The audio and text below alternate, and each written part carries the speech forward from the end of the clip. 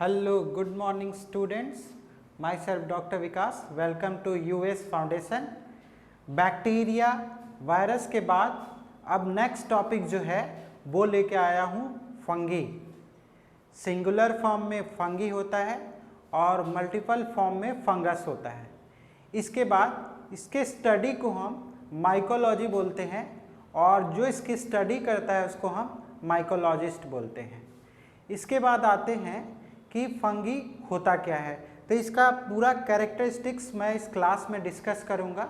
What are fungi, क्या क्या काम है इसका, क्या क्या करता है, कैसे कैसे करता है, ये सारी चीज़ें मैं डिस्कस करूंगा।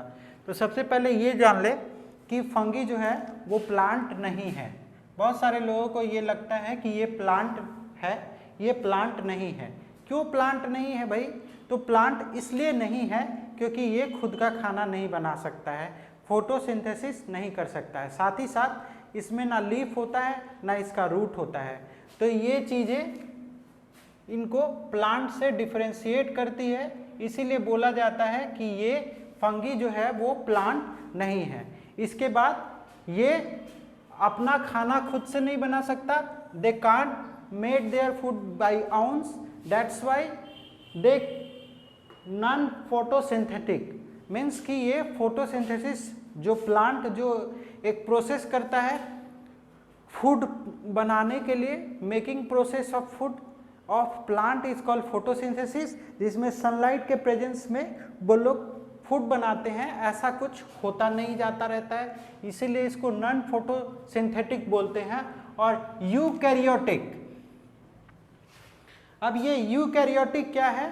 तो यूकैरियोटिक ये है कि न्यूक्लियस से अगर कोई चीज़ सराउंड होता है, न्यूक्लियस उसका चारों तरफ से सराउंड होता है, तो उसको हम यूकैरियोटिक बोलते हैं। तो ये एक यूकैरियोटिक होता है। साथ ही साथ नॉन मोटाइल। बैक्टीरिया के बारे में हमने पढ़ा था, उसमें फ्लैजिला होता है। एक फ्लैजिला होता है जिसके वजह से वो लोकोमोशन करता है, लोकोमोटिव मूवमेंट करता है, मतलब कि एक जगह से दूसरे जगह जाता है। लेकिन फंगस में ऐसा नहीं होता है, उसमें कोई लोकोमोटिव ऑर्गन नहीं होता है, इसीलिए वो नॉन मोटाइल है। नॉन मोटाइल का मतलब कि एक जगह से दूसरी जगह वो नहीं जा सकता है। एक जगह फंगस है तो एक ही जगह रहेगा, फिर वो मोटाइल नहीं होगा, अपना मूवमेंट नहीं कर पाएगा। इसके बाद मोस्ट आर सैप्रोप्स। सैप्रोप्स का मतलब होता है जो डिकेइंग बॉडी से अपना खाना लेता है, मतलब मरे हुए चीज़ों से। वो खाना खुद तो बनाता नहीं है फंगस, पहले ही बताया फंगस खुद से नहीं बनाता, वो होस्ट सेल पे डिपेंड करता है अपना खाना के लिए, तो इसको सैप्रोप्स बोलते हैं। सैप्रोप्स का मतलब the food obtained from dead decaying animals, plant और समथिंग एल्स इज कॉल्ड सैप्रोप्स। इसके बाद आता है release digestive enzyme to break down organic material, मतलब जो भी होस्ट पे ये जाता है उस पे ये अपना डाइजेस्टिव एंजाइम सिक्रीट करता है और उससे उस ऑर्गेनिक सब्सटेंस को ये गला देता है, ब्रेक डाउन कर देता है, and they take their food, so they are called saprotrophs. और how they saprotrophs? They generally release digestive enzymes to break down the organic material of that substance, then ये अपना फूड स्टोर करता है। कैसे store करता है ये अपना फूड? तो ये अपना फूड स्टोर करता है ग्लाइकोजन के फॉर्म में। फूड प्लांट अपना किस फॉर्म में करता है? स्टार्च के फॉर्म में। लेकिन ये जो है ह्यूमन की तरह, ह्यूमन भी ग्लाइकोजन फॉर्म में स्टोर करता है फूड। लाइक वे ये भी जो है फूड एनर्जी जो है स्टोर करता है ग्लाइकोजन के फॉर्म में। इसके बाद ज़्यादातर ये मल्टी सेलुलर होता है। Most of these are multi cellular, मतलब बहुत ज़्यादा सेल्स होते हैं, एक से ज़्यादा सेल्स होते हैं, except one that is called east. East एक ऐसा फंगस है जिसमें सिंगल सेल होता है, यूनिसेलुलर। बाकी all of them are multi cellular except yeast. याद रहेगा, ये बहुत ही इंपॉर्टेंट क्वेश्चन हर जगह राइज होता है। What are the fungi are mostly are multi cellular except one unicellular, और 4 ऑप्शन दिया रहेगा, उसमें आपको ऑप्शन चूज करना होगा। इसके बाद पहले ही बताया इसमें ये प्लांट नहीं होता है, इसीलिए इसमें ना तो रूट्स होते हैं, ना स्टेम होता है, ना ही लीव्स होता है। तो ये कैसे बना होता है भाई, तो आगे बताएंगे हम कि इसमें क्या क्या पार्ट होता है।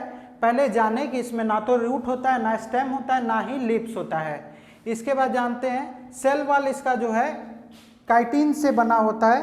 काइटिन जो है एक कार्बोहाइड्रेट जैसा एक प्रोडक्ट है जिससे इसका सेल वॉल बना हुआ है। और इसको अगर हम माइक्रोस्कोपिक ट्यूब फिलामेंट जैसा हाईपी जैसा बना रहता है, इसमें अगर माइक्रोस्कोप में देखेंगे तो ऐसा ऐसा हाईपी बना रहता है।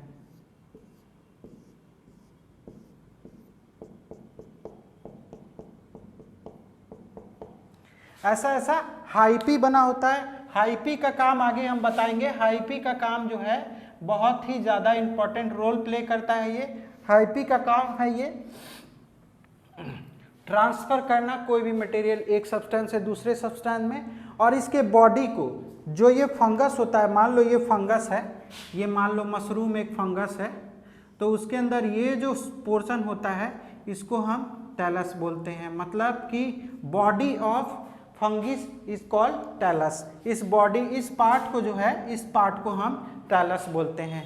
इसके बाद आए कि ये जो फंगस जो है, कोई कोई फंगस को हम खाते भी हैं। एग्जाम्पल बहुत ही कॉमन है मशरूम, सबको पता है मशरूम हम खाते हैं, तो वो एडिबल फंगस है। और बहुत सारा फंगस जो है पॉइजनस होता है, बहुत डेंजरस, बहुत खतरनाक, जहरीला, खाने से मौत तक हो सकती है।